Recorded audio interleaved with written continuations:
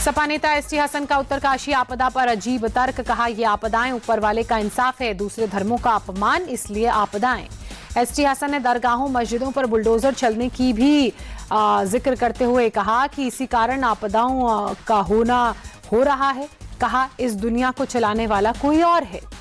ST Hasan के बयान पर मुख्तार अब्बास नकवी भड़के, कहा समाजवादी पार्टी पर अल्लाह श्राप लग गया है, इसलिए उल जुलूल बयान सामने आ रहे हैं। बीजेपी के शहजाद पूनावाला ने एसटी हसन को पुराना बयान याद दिलाया। हसन ने कावड़ियों की तुलना पहलगाम में आतंकियों से की थी, बोले ये सब वोट बैंक की राजनीति का हिस्सा।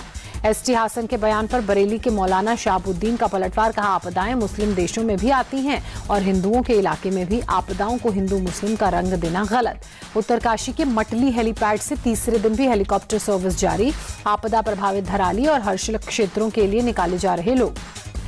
उत्तराखंड सरकार के अनुसार सुबह 8:52 पर कई लोगों को हेलीपैड लाया गया। लोगों को राहत सामग्री दी जा रही है। उत्तरकाशी के धराली में बादल फटने के बाद नया वीडियो सामने आया। मलबे में धराशायी होती इमारतें, भागते लोगों का दिल दहला देने वाला मंजर कैद हुआ। धराली में हादसे के बाद से अब तक 7 लोगों की मौत की पुष्टि, 2200 से ज्यादा लोग लापता। तलाश में रेस्क्यू की टीमें जुटी। धराली में रेस्क्यू ऑपरेशन में अब डॉग स्क्वाड की भी मदद। मलबे में लोगों की तलाश जारी। उत्तराखंड पुलिस के खोजी कुत्ते जुटे।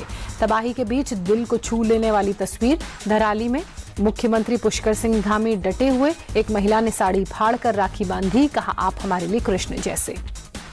उत्तरकाशी में आई तबाही के बाद हर्षिल में बनी एक झील। 5 अगस्त को बादल फटने से अचानक बाढ़ आ गई थी। दिल्ली में भारी बारिश के बाद आईटीओ पर भारी जलभराव। रक्षाबंधन के लिए निकले लोगों को परेशानी। दिल्ली के भारत मंडपम के अंदर भी पड़ा पानी। पूरा इलाका दरिया जैसा नजर आया। मोतीबाग मेट्रो स्टेशन के पास भी तालाब जैसी तस्वीर दिखी। कई दूसरे इलाकों में भी भरा पानी। बारिश की वजह से दिल्ली के बारापुला पर जाम लगा। रक्षाबंधन के चलते सड़कों पर गाड़ियों की संख्या भी बढ़ी। भारी बारिश के बीच Munirka metro station gate number 1 के सामने जलभराव। लोगों को आने जाने में परेशानी। दिल्ली के लक्ष्मीनगर इलाके में भी हाल बेहाल हुआ। सड़कों पर कई फीट पानी जमा हुआ। गाड़ियों से लेकर बसों तक का काफी हिस्सा पानी में डूबा। दिल्ली के रणजीत नगर इलाके में जलभराव। सड़क पर पानी भरने से जाम लगा। दिल्ली में भारी बारिश के चलते सड़क जाम को लेकर इंडिगो की एडवाइजरी। समय से पहले घरों से निकले। जाम से बचने के लिए वैकल्पिक मार्ग लें।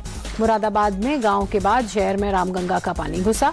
मंदिरों से लोगों को अलर्ट रहने के लिए अनाउंस कराया गया। रात भर गश्त करती पुलिस नजर आई। रामगंगा के उफान से मुरादाबाद रामनगर रोड और मुरादाबाद नैनीताल हाईवे पानी से लबालब भरा। तेज बहाव के कारण ट्रैफिक रोका गया। ट्रैक्टर से सड़क पार करते कुछ लोग नजर आए। प्रयागराज शहर में बाढ़ का पानी घटने के बाद गंगा और का जलस्तर बढ़ने के साथ ही गंदगी और मलबे का जो ढेर है वो अब नजर आया। हटाने के लिए नगर निगम ने सघन सफाई अभियान चलाया।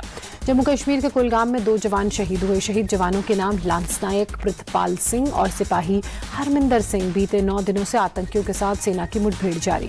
आतंकियों से मुठभेड़ में 4 जवान घायल। सुरक्षा बलों ने अब तक 3 आतंकियों को गोली मारी। राहुल गांधी के वोट चोरी के आरोप पर चुनाव आयोग का जवाब। 1 लाख पोलिंग बूथ का सीसीटीवी फुटेज देखने में 273 साल लगेंगे, जिसका कोई कानूनी परिणाम संभव नहीं। चुनाव आयोग ने राहुल गांधी के आरोपों को बेबुनियाद और दोहराई गई पुरानी पटकथा बताते हुए कहा जनता को गुमराह करने की कोशिश कर रहे हैं गांधी। चुनाव आयोग के मुताबिक राहुल गांधी की बताई मतदाता सूची में आने मतदाताएं महीनों पहले ही ठीक की जा चुकी हैं।